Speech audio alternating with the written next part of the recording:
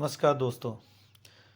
जैसा कि गर्मी बहुत है, ग्रीष्म ऋतु चल रही है और सभी लोग पहाड़ी इलाकों में घूमने के लिए जाते हैं। अगर आप कैची धाम आने का प्रोग्राम बना रहे हैं या नैनीताल आने का प्रोग्राम बना रहे हैं तो कुछ चीज़ों का आप विशेष रूप से ध्यान दें। आप ही के फेवरेबल ये मैं वीडियो बना रहा हूँ जिससे आप बहुत स्मूथ तरह से जो है नैनीताल घूम के जा सकते हैं, कैची धाम भी जा सकते हैं और कम से कम परेशानी में और सुविधाजनक आपकी ये यात्रा होगी। तो सबसे पहले मैं आपको दिखाता हूँ कि इस समय नैनीताल में जाम की क्या स्थिति है। ये खुटानी भवाली रोड, भीमताल से खुटानी की तरफ हम लोग बढ़ रहे हैं और जैसा कि ग्रीष्मकालीन सीजन चल रहा है नैनीताल में तो गाड़ियों की इतनी आवाजाही है कि बहुत ज़्यादा जो है दिक्कत आ रही है और ये जाम लगा हुआ है। हाँ फ्रेंड्स, सुबह हम भीमताल रोड पे थे और ये है हमारा नैनीताल रोड और ये आप देख रहे हैं। ये आगे जाके वहाँ से दो रास्ते कटते हैं, एक तो नीचे भूमियाधार होते हुए जूली कोट और ऊपर वाला रास्ता नैनीताल, और दोनों रोडों पे ही गाड़ियों का तमाम जाम है। अब फिर वही मैं प्रश्न दोहराऊंगा कि नैनीताल या पहाड़ी क्षेत्रों की बहुत छोटी छोटी सी सड़कें हैं और उन सड़कों पे हमारा इस तरह गाड़ियों का दबाव जो पड़ेगा तो व्यवस्था तो बनाना बड़ा मुश्किल काम होगा। तो जिला प्रशासन भी अपने भरसक प्रयास करता है। अभी आप देख रहे हैं ये बाईपास अभी निकला है, जो यहाँ से भीमताल वाले यात्री हैं वो इस बाईपास के रास्ते सीधे जा सकते हैं। ऐसे ही इस मोड़ के बाद एक कैची धाम के लिए बाईपास है जो वहाँ से निकलता है, उसके बावजूद भी ये हाल है। धुबियाधार की ओर जा रहे हैं, जहाँ मैं अभी खड़ा था वहाँ से लगभग 1 किलोमीटर हम आगे आ गए हैं और लगातार जाम मिलेगा आपको। पहुँचने वाले हैं।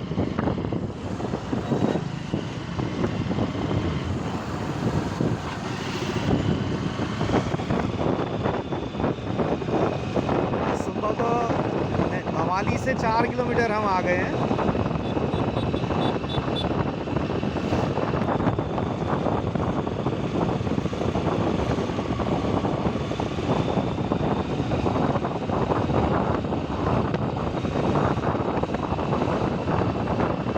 नैनीताल शहर माल रोड का जाम। ये अपर माल रोड में 2-2, 3-3 रो में गाड़ियाँ जो है जाम में है।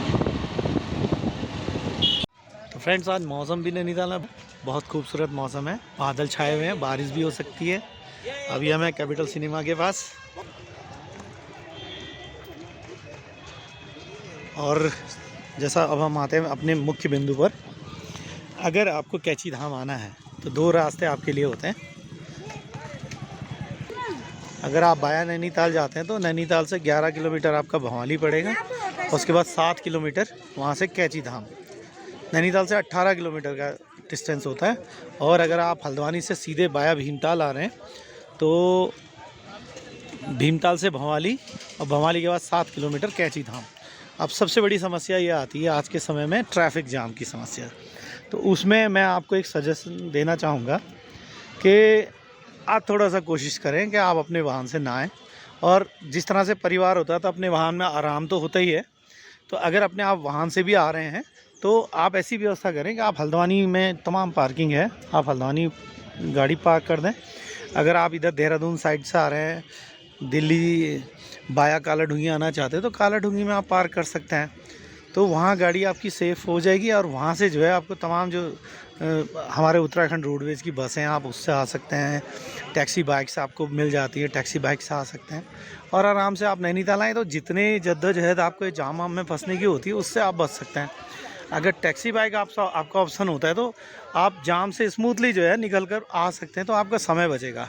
कम से कम आपका पूरे 1-1, 2-2, 3-3 दिन जो है जाम जो लग रहा है उससे आप बच जाएंगे। तो फ्रेंड्स, इस स्कूटी बाइक का मैं ऑप्शन आपके लिए इसलिए कह रहा हूँ कि कार या बड़ी गाड़ियाँ ज़्यादा जगह घेरती हैं, रोडें छोटी हैं और लगभग सारे टूरिस्ट अगर इस चीज़ को अप्लाई करेंगे तो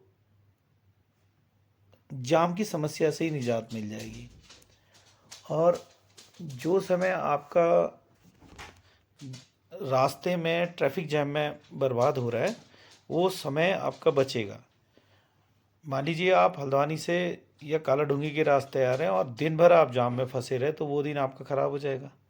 और अगर आप स्कूटी बाइक या छोटी गाड़ी से इस तरह से आते हैं तो आप समय से जो है नैनीताल पहुंच जाएंगे, या कैची धाम जाना है तो कैची धाम पहुंच जाएंगे। तो आपका एक डेस्टिनेशन आराम से एक दिन में पूरा हो जाएगा। और दूसरा, अगर आप बड़ी गाड़ी लाते हैं तो यहाँ पार्किंग का भी, अगर मल्लीताल फ्लैट्स में आप पार्क करते हैं, नैनीताल की किसी पार्किंग में करते हैं, तो 500 रुपया प्रति दिवस के रूप में आपका वो निकल जाएगा। सपोज दैट आपका 2-3 दिन का प्रोग्राम है तो 1500 रुपया तो 3 दिन की पार्किंग का ही आपका हो गया। साथ ही फिर गाड़ी निकालते हैं और सभी लोग गाड़ी से रहते हैं और इस जाम की समस्या से तो फिर आप घूम भी नहीं पाएंगे। मान लीजिए अगर आप मुक्तेश्वर एक दिन का ट्रिप जाते हैं या रानीखेत एक दिन का ट्रिप जाते हैं, तो उस कंडीशन में सिर्फ आप एक ही ट्रिप करेंगे और उसमें भी ज़्यादा से ज़्यादा समय जो होगा आपका ट्रैफिक का होगा। तो ट्रैफिक में फंसने का जो समय है तो वो बड़ा दुखदाई होता है, क्योंकि आप नैनीताल की खूबसूरती निहारने आ रहे हैं। तो उससे बेहतर तो ये होगा कि आप कोशिश करें कि टू व्हीलर से आने का प्रयास करें। और उससे पहले की जो प्रक्रिया होगी वो होगी आपके आवासी, जो बहुत ज़्यादा महत्वपूर्ण है। तो कोशिश ये करें कि आप अपनी ऑनलाइन बुकिंग कर लें, या आपके जो मिलने वाले संबंधी हैं, अगर कोई परिचित हैं, उनसे आप नैनीताल के होटल्स में अगर नैनीताल आना चाहते हैं तो वो बुकिंग एडवांस में कर लें, जिससे आप यहाँ की और समस्याओं से बचे रहें। अगर आप कैची धाम आ रहे हैं तो कैची धाम में नैनीताल रुकना चाहते हो तो नैनीताल, भीमताल, भंवाली या कैची धाम, जहाँ भी आप रुके तो एडवांस आप बुकिंग करें।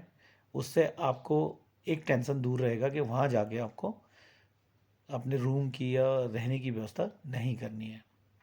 तो ये भी आपका बहुत समय बचाएगी।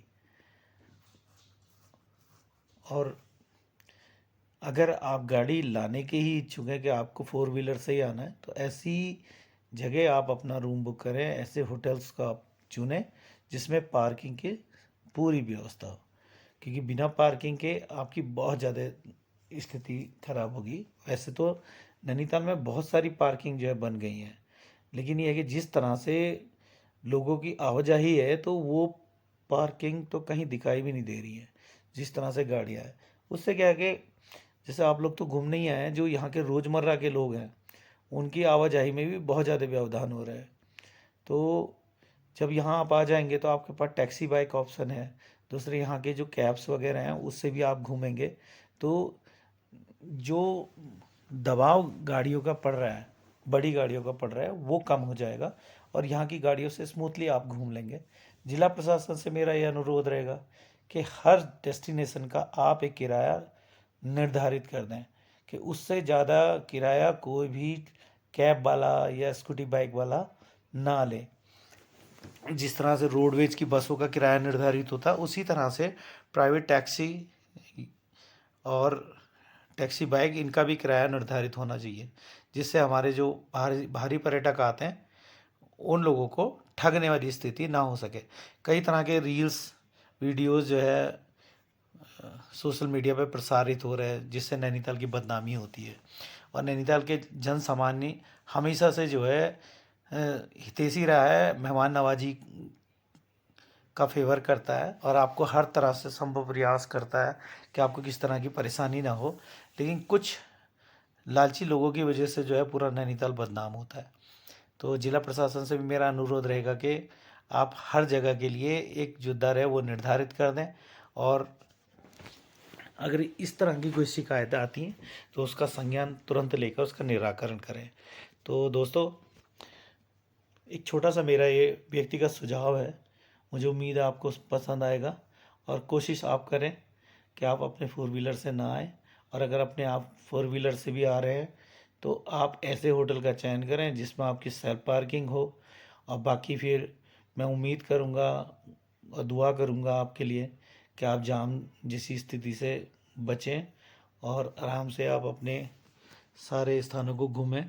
और कोशिश करें कि अगर अगर आप कैची धाम आना चाहते हैं, शनिवार इतवार और मंगलवार का प्रोग्राम ना बनाएं, उस दिन बहुत ज़्यादा दबाव होता है।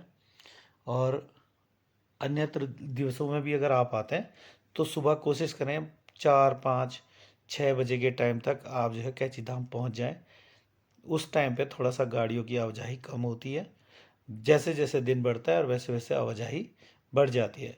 वैसे जिला प्रशासन भी भरसक प्रयास कर रहा है और अभी स्थितियाँ बहुत ज़्यादा सुधरी हैं, लेकिन शहरों में गाड़ियाँ आपकी नहीं आने दी जाएंगी, क्योंकि शहर में भी इतना गाड़ियों का दबाव बढ़ जाता है जिससे कि व्यवस्था को बना पाना बहुत मुश्किल होता है।